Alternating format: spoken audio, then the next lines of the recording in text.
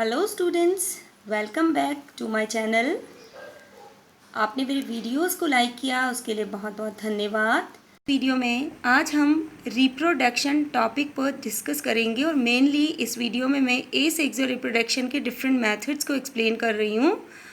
इसका next part continue देखने के लिए आप मेरे चैनल को सब्सक्राइब करें। स्टूडेंट्स, क्या आप जानते हैं कि रिप्रोडक्शन क्या है?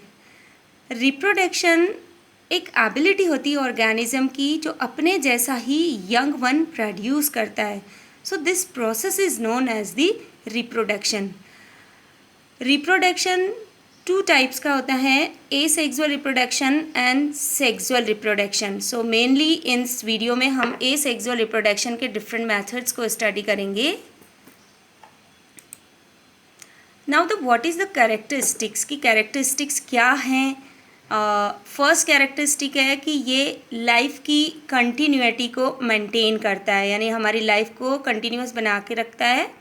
सेकंड है कि ये स्पेसिफिक होता है, मींस इससे जो स्पीसीज़ है वो अपने जैसा ही यंग वन प्रोड्यूस करती है।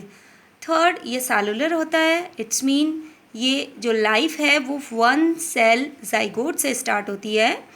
फोर्थ इज़ है कि ये डेवलपमेंटल होता है, मींस जो भी स्पीसीज़ हैं वो एक लॉन्ग प्रोसेस के बाद डेवलप होती है। तो फर्स्ट, एसेक्सुअल रिप्रोडक्शन क्या है? देखो, एसेक्सुअल रिप्रोडक्शन का मतलब होता है बच्चों कि इसमें हमें एक सिंगल पेरेंट की नीड होती है, मींस जो भी ऑफस्प्रिंग बन रहा है वो एक सिंगल पेरेंट से बनता है। न्यू इंडिविजुअल जो होता है वो जेनेटिकली और फिजिकली अपने पेरेंट्स जैसा होता है, मींस ये एक क्लोन होता है। इसमें जो भी मल्टी सेलुलर या यूनिसेलुलर ऑर्गेनिजम्स होते हैं उनमें एसेक्सुअल रिप्रोडक्शन होता है और इस प्रोसेस में कोई गैमेट फ्यूज़न नहीं होगा और क्रोमोसोम्स में कोई चेंजेस नहीं आएगा। जो ऑफस्प्रिंग बनेगा वो एग्जैक्ट कॉपी होगा अपने पेरेंट्स की।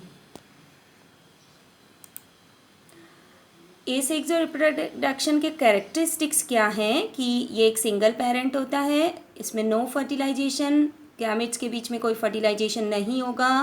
इस प्रोसेस में जो टाइम होता है वो बहुत शॉर्ट पीरियड होता है और ऑर्गेनिज़म वो मल्टीप्लाई हो सकते हैं और रैपिडली ग्रो करते हैं और जो ऑफस्प्रिंग होता है वो जेनेटिकली सिमिलर होता है अपने पेरेंट्स के जैसे। अब क्या टाइप्स हैं सेक्सुअल रिप्रोडक्शन के, कितने टाइप्स हैं? तो यहाँ हम ऑलमोस्ट 7 टाइप्स में डिवाइड किया है मैंने इसको। तो फर्स्ट है फिजन, सेकंड बर्डिंग है, फ्रेगमेंटेशन है, वेजिटेटिव प्रोपेगेशन है, स्पोर फॉर्मेशन है और रीजनरेशन है और लास्ट टिश्यू कल्चर है। तो वन बाय वन हम स्टडी करेंगे।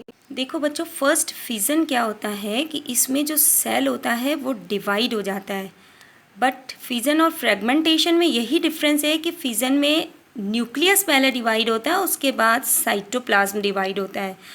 और फ्रेगमेंटेशन का मतलब होता है कि जो भी ऑर्गेनिज्म है वो पार्ट्स में डिवाइड हो जाता है। अब पार्ट में न्यूक्लियस हो या ना हो, but that part new organism में डेवलप हो जाता है। तो फर्स्ट हम फिजन की बात कर रहे हैं। फिजन को हमने 2 पार्ट्स में डिवाइड किया था, बाइनरी फिजन और मल्टीपल। हमने 2 पार्ट्स में डिवाइड किया है, बाइनरी फिजन और मल्टीपल फिजन। इसमें आप देखते हैं कि बाइनरी फिजन में जो पेरेंटल बॉडी होती है वो ओनली 2 डॉटर इंडिविजुअल्स में डेवलप होती है, यानी केवल 2 सेल्स बनती है एक सेल से। एग्जाम्पल हमने दिए हैं। ऐसे ही मल्टीपल फिजन में जो एक पेरेंटल बॉडी होती है वो पहले बहुत सारे, मीन्स पेरेंटल बॉडी में सेल्स के न्यूक्लियस डिवाइड होते हैं, उसके बाद साइटोप्लाज्म डिवाइड होता है और one parental body many parts में डिवाइड हो जाती है और एवरी पार्ट एक न्यू इंडिविजुअल को डेवलप करता है। तो that is known as the multiple fission, जो मेनली हम एल्गीज में देखते हैं। आप इस डायग्राम में देख सकते हैं कि जो एक सेल है उस सेल का पहले न्यूक्लियस डंबल शेप का हो जाता है और न्यूक्लियस 2 पार्ट्स में डिवाइड हो जाता है। आफ्टर दैट जो साइटोप्लाज्म है वो साइटोप्लाज्म भी 2 पार्ट्स में डिवाइड हो जाता है और सिंगल ऑर्गेनिज्म से 2 ऑर्गेनिजम्स डेवलप हो जाते हैं। तो this is known as the binary fission. Now multiple fission में क्या होगा कि जो सिंगल सेल होगा वो सेल मैनी सेल्स में डिवाइड हो जाएगा, यानी फर्स्ट न्यूक्लियस बहुत सारे पार्ट्स में डिवाइड होगा, उसके बाद साइटोप्लाज्म भी डिवाइड हो जाएगा और एक सिंगल सेल से मैनी सेल्स डेवलप हो जाएंगी और ईच सेल एक न्यू ऑर्गेनिज्म को डेवलप करेगा, तो वो मल्टीपल फिजन होता है। Okay, the next is the fragmentation. देखो फ्रेगमेंटेशन मैंने पहले ही बता दिया कि फ्रेगमेंटेशन में जो बॉडी होती है वो मैनी स्मॉलर पीसेस में ब्रेक डाउन हो जाती है। जो बॉडी है बहुत सारे पीसेस में ब्रेक डाउन हो जाती है।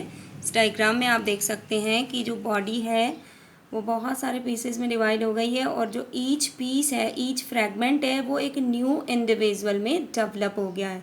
तो फ्रेगमेंटेशन में बॉडी मैनी पार्ट्स में डिवाइड हो जाती है, और जो एवरी पीस है वो एक न्यू इंडिविजुअल बना लेता है, न्यू ऑर्गेनिज्म बना लेता है। तो that is known as the fragmentation. जैसे स्पाइरोगायरा में आप देख सकते हैं। बडिंग में क्या होता है कि आप इस डायग्राम में देखेंगे कि बडिंग में मेनली एक बड डेवलप होता है। जो भी बॉडी होगी उस बॉडी पे एक आउट ग्रोथ डेवलप होगी, और उस आउट ग्रोथ में न्यूक्लियस का कुछ पार्ट ट्रांसफ़र हो जाएगा, और ये आउट ग्रोथ बड होती है, तो बड इंक्रीज़ होगी साइज़ में, और आफ्टर सम टाइम ये जो बड है वो इस बॉडी से डिटैच हो जाएगा और एक न्यू ऑर्गेनिज्म डेवलप कर लेगा। तो इस प्रोसेस को हम बडिंग बोलते हैं।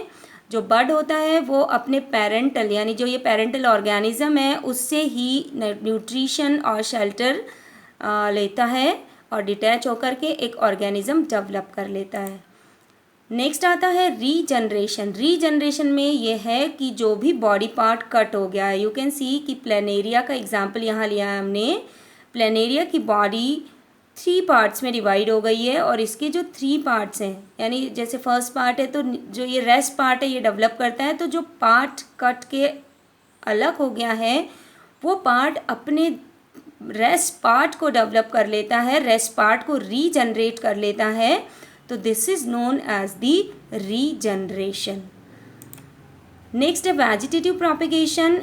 इस मेथड में जो न्यू प्लांट्स डेवलप होते हैं वो न्यू प्लांट्स ओल्ड प्लांट्स के वेजिटेटिव पार्ट से डेवलप होते हैं। वेजिटेटिव पार्ट्स में हम ले सकते हैं जैसे लीफ से डेवलप होगा, स्टैम से डेवलप हो सकता है, बर्ड से डेवलप हो सकता है, रूट से डेवलप हो सकता है। तो कोई भी वेजिटेटिव पार्ट एक फुल्ली ऑर्गेनिज्म में, फुल्ली प्लांट में डेवलप हो जाता है, तो उस प्रोसेस को हम बोलते हैं वेजिटेटिव प्रोपेगेशन।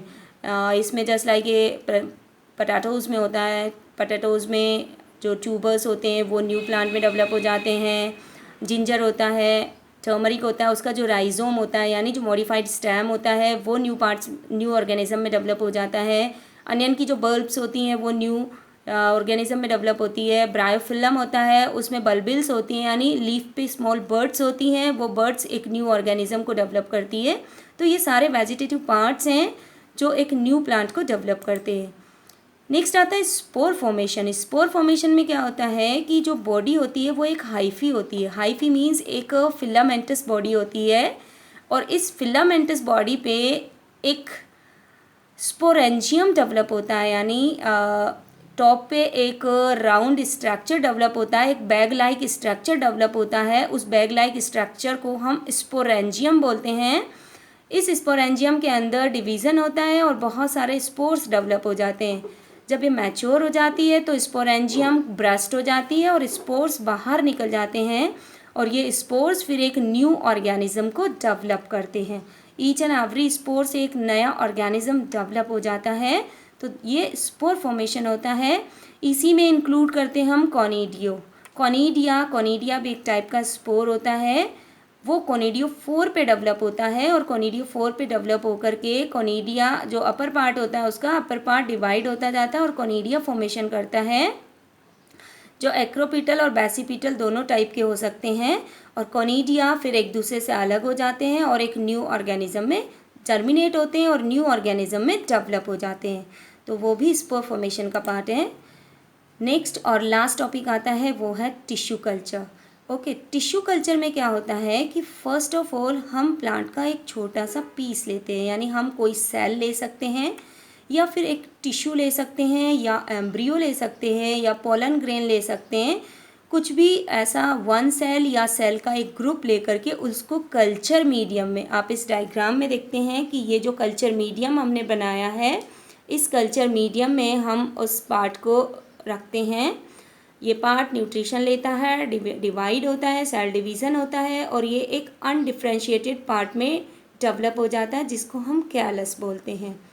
कैलस से एम्ब्रियोइड बनता है और एम्ब्रियोइड से एम्ब्रियो बनता है और उससे एक स्मॉल प्लांट बन जाता है जिसको हम सीडलिंग बोलते हैं, स्मॉल प्लांट, जो अभी लेबोरेटरी, ये सारा प्रोसेस हम लेबोरेटरी के अंदर करते हैं।